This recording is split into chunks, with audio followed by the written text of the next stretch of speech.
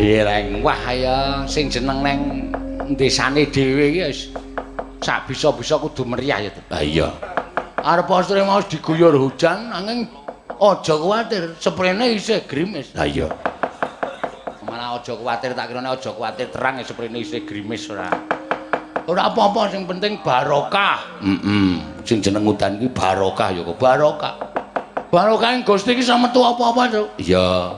Iso metu udan kuwi wujudake suwijining barokah. Wong among tani, among kesma, sing gaweane tetanduran, sing gaweane mbutuhke banyu ning udan iso keturutan. Heeh. Sing mbutuhke panas ya wis diparingi panas ngentrang-ngentrang anggere awan panase ora umum. Ah iya.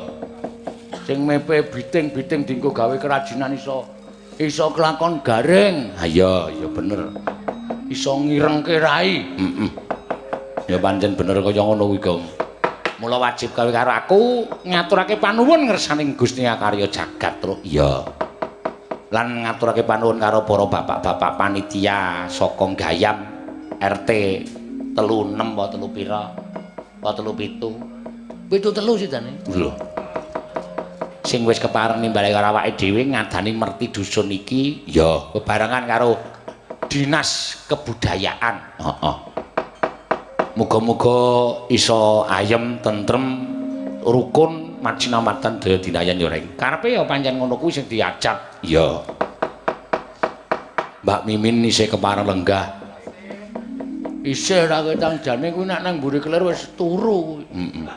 Mergo umur kok terus wong iki anggere wis umure tuwa wis ngantukan. Heeh. Ngelean mongko ngentutan. Ah iya. Ngileran. Ya ora Nipun nganggo. sandangane sedaya niku. Nggih, pancen piyai sepuh menika sandangane ngaten menika.